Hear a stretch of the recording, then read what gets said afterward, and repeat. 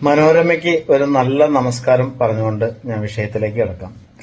ഇന്ന് മനോരമ പത്രത്തിലെ മലപ്പുറം എഡിഷനിൽ എന്നെപ്പറ്റി ഒരു വാർത്ത വന്നു. എൻ്റെ ഏറ്റവും നല്ലൊരു ഫോട്ടോ വെച്ചിട്ട് എന്നെ കൃത്യമായി ഞാനാണെന്ന് മനസ്സിലാവുന്ന രീതിയിൽ തന്നെ വളരെ വ്യക്തമായൊരു ഫോട്ടോ വെച്ചിട്ട് നടൻ മണികണ്ഠൻ അറസ്റ്റ്. കേസ് തുടർന്ന് വായിക്കുമ്പോൾ അറിയാൻ കഴിയുന്നത് ഞാനല്ല, വേറൊരു മണികണ്ഠനാണ്. ഇപ്പം നമ്മൾ ഈ മാധ്യമങ്ങളിൽ ദൃശ്യമാധ്യമങ്ങളും ഈ എന്താ പറയുക അച്ചടി മാധ്യമങ്ങളും ഒക്കെ ഭയങ്കര ഇതാണ്. ഒത്തിരി മാധ്യമങ്ങളുണ്ട്, പ്രത്യേകിച്ച് ദൃശ്യമാധ്യമങ്ങളും അച്ചടി മാധ്യമങ്ങളും ഒക്കെ തമ്മിൽ ഭയങ്കര മത്സരമാണ്. അപ്പോൾ അതിനിടയിൽ പലരും പുതിയ പുതിയ വാർത്ത കിട്ടാൻ വേണ്ടി പലരും ഇങ്ങനെ ശ്രമിച്ചുകൊണ്ടിരിക്കുക. വാർത്തകൾ ഉണ്ടാക്കുന്നവരെ മാധ്യമങ്ങളൊക്കെ ഉണ്ട് എന്നാണ് പറയുന്നത്. അടുത്തിടയിൽ മോഹൻലാലിൻ്റെ അമ്മ മരിച്ചുപോയി എന്ന് പറഞ്ഞുകൊണ്ട് ഒരു മാധ്യമം റിപ്പോർട്ട് ചെയ്തത് നമ്മൾ കണ്ടായിരുന്നു. അതിനെപ്പറ്റി നമ്മൾ ഇട്ടായിരുന്നു. പിന്നെ ഞാൻ പറഞ്ഞില്ലേ, അങ്ങനെ പല പല തെറ്റുകളും പല മാധ്യമങ്ങൾക്ക് കിട്ടും. പക്ഷേ മനുഷ്യനാണ് തെറ്റ് പറ്റാമല്ലേ, തെറ്റ് പറ്റി കഴിയുമ്പോൾ അത് തിരുത്തുക. പ്രത്യേകിച്ച് അച്ചടി മാധ്യമങ്ങളിലാണെങ്കിൽ കൃത്യമായ തെറ്റുകൾ സംഭവിക്കാം, അത് തിരുത്തുക എന്നുള്ളതാണ്. പിന്നെ വാർത്ത ഉണ്ടാക്കി കഴിയുമ്പോൾ ഈ ഒരു വ്യക്തിയെ പറ്റിയുള്ള വാർത്ത വന്നു കഴിയുമ്പം നടൻ എന്ന് പറഞ്ഞുകൊണ്ട് ഒരു നടനെ പറ്റി നടൻ മണികണ്ഠൻ ആചാരി എന്ന് മണികണ്ഠൻ സ്വത്ത് സംഭാവനത്തിന് അറസ്റ്റായി എന്ന് പറഞ്ഞുകൊണ്ട് വാർത്ത കണ്ടപ്പോൾ മനോരമ വിചാരിച്ചു അത് നമ്മുടെ കമ്മട്ടിപ്പാടം ചിത്രത്തിലെ മണികണ്ഠൻ ആചാരി ആയിരിക്കും എന്ന് അവരങ്ങ് ധരിച്ചു. അവർ ധരിച്ച് മണികണ്ഠൻ ആചാര്യയുടെ നല്ലൊരു പടമൊക്കെ ആയിട്ട് അവരങ്ങ് പ്രസിദ്ധീകരിച്ചു. യഥാർത്ഥത്തിൽ ഈ മണികണ്ഠൻ വേറെയാണെന്നുള്ളത് മനോരമക്കാർ മനസ്സിലാക്കിയില്ല. അതാണ് സംഭവം.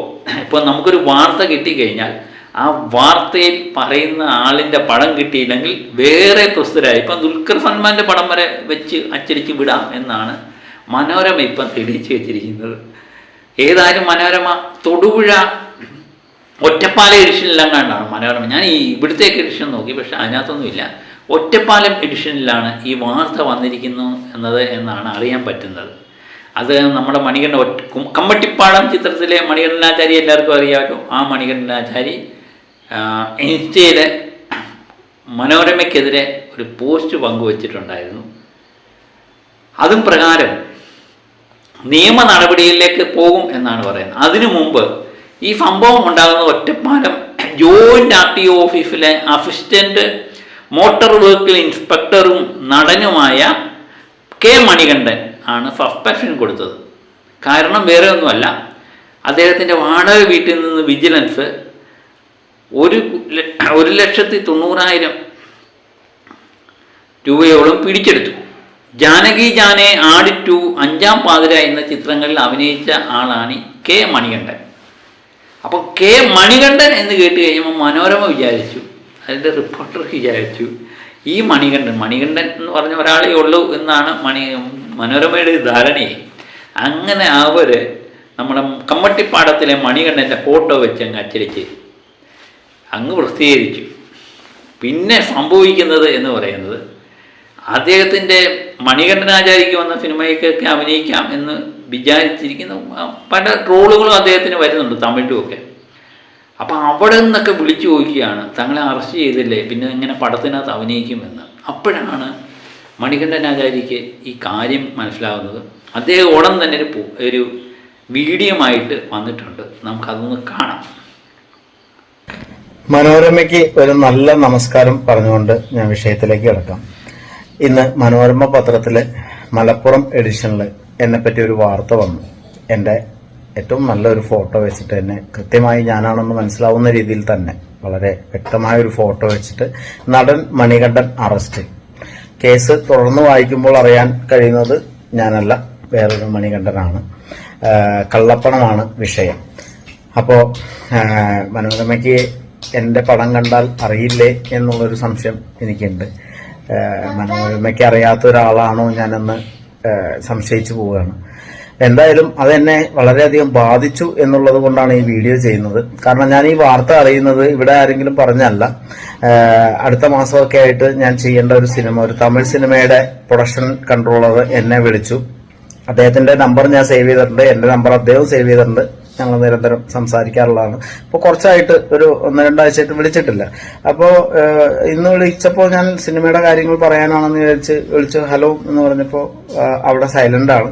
അത് കഴിഞ്ഞ് ഞാൻ ഹലോ സാർ എപ്പി இருக்கீங்க நல்லா இருக்கீங்களா சொல்லுங்க ഹലോ എന്ന് പറഞ്ഞപ്പോൾ ഇത് മണികണ്ഠനാ? அதே மணிகண்டனாണ് എന്ന് പറഞ്ഞപ്പോ இல்ல நீங்க உங்களை அரெஸ்ட் பண்ணிட்டாங்கன்னு சொல்லி ஒரு நியூஸ் வந்து கேரளால எனக்கு ஒரு ஃப்ரெண்ட் இருக்காரு, அவர் அனுப்புனாரு, அப்படிதான் நான் உங்களுக்கு கால் பண்ண അത് ഉണ്മയാണെന്ന് தெரிஞ்சுக்கிறதுக்கு എന്ന് പറഞ്ഞിട്ട് പുള്ളി പറഞ്ഞപ്പോഴാണ് ഞാൻ ഈ വിഷയം അറിയുന്നത്. അപ്പോൾ അവർക്ക് വിളിക്കാൻ തോന്നിയത് കൊണ്ട് അവർക്ക് മനസ്സിലായി ഞാനല്ലാന്ന്. അവരാ സമയത്ത് ആ നടൻ അറസ്റ്റിലായി, നമുക്ക് വേറെ ഒരാളെ കാസ്റ്റ് ചെയ്യാമെന്ന് ആലോചിച്ചിരുന്നെങ്കിൽ എന്റെ ഒരവസരവും നഷ്ടപ്പെട്ടേനെ. അപ്പൊ ഇനി എത്ര അവസരങ്ങൾ നഷ്ടപ്പെടുമെന്നൊന്നും എനിക്ക് അറിയില്ല. അതുകൊണ്ടാണ് എത്രയും പെട്ടെന്ന് ഈ സത്യാവസ്ഥ നിങ്ങളെ അറിയിക്കണം, ജനങ്ങളെ അറിയിക്കണം എന്ന് കരുതിക്കൊണ്ടാണ് ഈ വീഡിയോ ചെയ്യുന്നത്. എന്തായാലും ഇത് നിയമപരമായി തന്നെ മുന്നോട്ട് പോകും. കാരണം എന്റെ ജീവിതത്തിൽ ഈ കഴിഞ്ഞ ഇത്രയും കാലമായിട്ട് ഞാൻ ഒരു ചീത്തപ്പേരും ഉണ്ടാക്കിയിട്ടില്ല. അത് ഉണ്ടാക്കാതിരിക്കാൻ ഉള്ള എല്ലാ ശ്രമങ്ങളും എന്റെ ജീവിതത്തിലെ ഓരോ നിമിഷങ്ങളിലും ഉണ്ട്.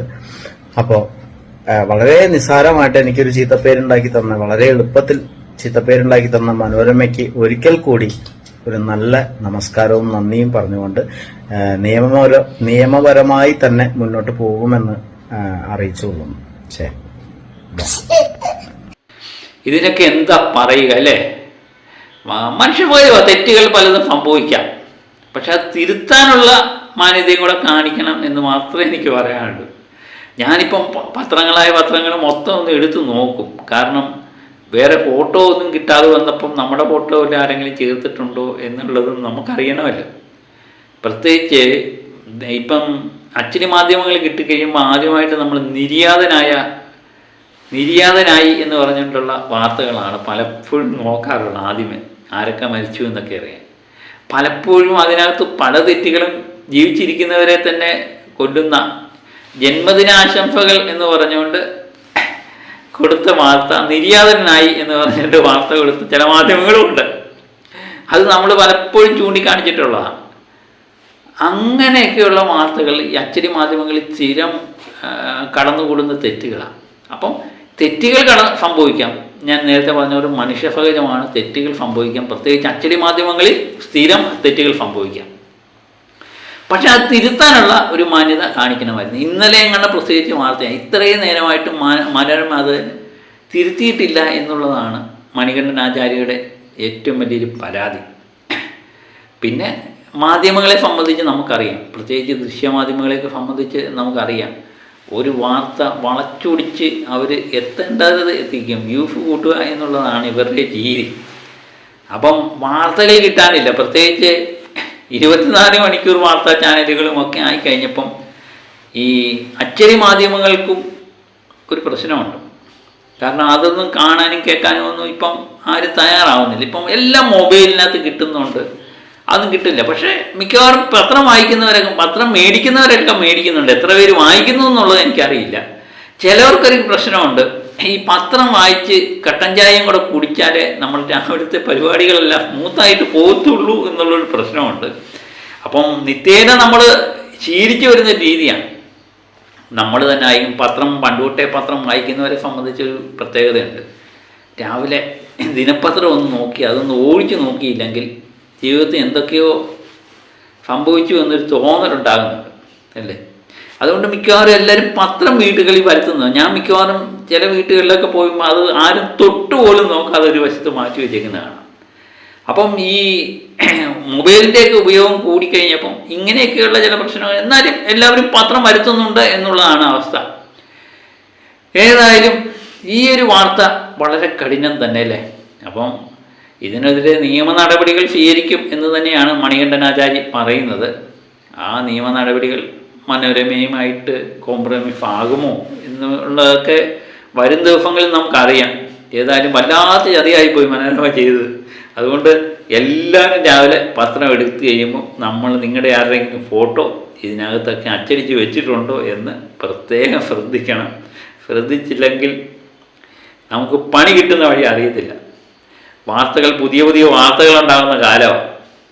ഞാൻ പറഞ്ഞില്ലെന്ന് വേണ്ട. അപ്പം മറ്റൊരു വിഷയമായി വീണ്ടും എത്താം. Okay, by.